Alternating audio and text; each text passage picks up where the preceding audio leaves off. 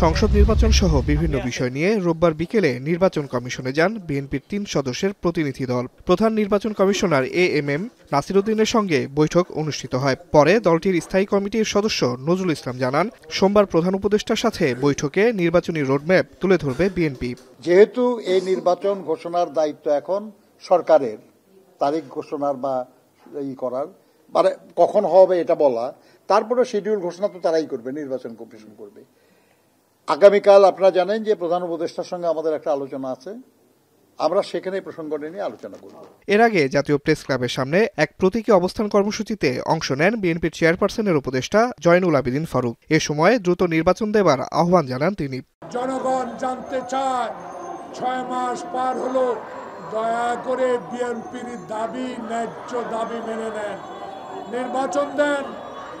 যতই বিলম্বিত হবে শেখ হাসিনার ষড়যন্ত্র আবারও শুরু হবে, আবারও সচিবালয়ে তারা আগুন দিবে, আবারও অস্থিতিশীল করে তুলবে।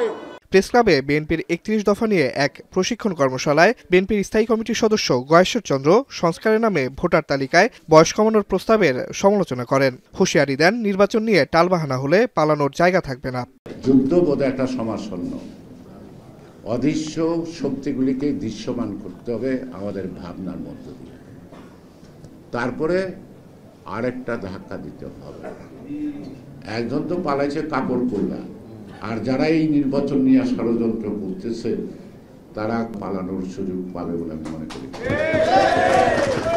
আমি কিন্তু ধমক দিচ্ছি না, এই সরকারকে আমি সম্মান করি, সব জ্ঞানীগুলোর সমাবেশ, কিন্তু রাষ্ট্র পরিচালনার দক্ষতা নাই, সরকারের মধ্যে কোনো সমন্বয় নাই। একই দিন রাজধানী শাহবাগে আরেক অনুষ্ঠানে অংশ নেন বিএনপির সিনিয়র নেতা মির্জা আব্বাস। বিএনপি নির্বাচনের কথা বললে অনেকের পছন্দ নয় অভিযোগ করে তিনি বলেন, ভরাডুবির ভয়ে অনেকে নির্বাচন চান না। নির্বাচন হলে আপনাদের অনেকের ভরাডুবি হবে, সেই ভয়ে আপনারা নির্বাচনে যেতে চান না। আমাদেরকে অনেকে প্রশ্ন করে, আমি করতো, কবে হলে ভালো হয়, আপনাকে নির্বাচনে যাওয়ার জন্য প্রস্তুত কিনা। আমরা আওয়ামী লীগের সঙ্গে বলেছি, যদি কালকেও নির্বাচন হয় বিএনপি নির্বাচনে যাওয়ার জন্য প্রস্তুত, যদি আন্দোলন করতে হয় বিএনপি আন্দোলনের জন্য প্রস্তুত। আমরা আন্দোলন, নির্বাচন দুটোই প্রস্তুতি বিএনপির ইনশাল্লাহ আছে। বিএনপি অন্তর্বর্তী সরকারের সমালোচনা করলেও এই সরকারকে ব্যর্থ হতে দেওয়া যাবে না বলেও মন্তব্য করেন বিএনপির নেতা। কোনো না কোনো জায়গা থেকে বাতাস দেওয়া হচ্ছে।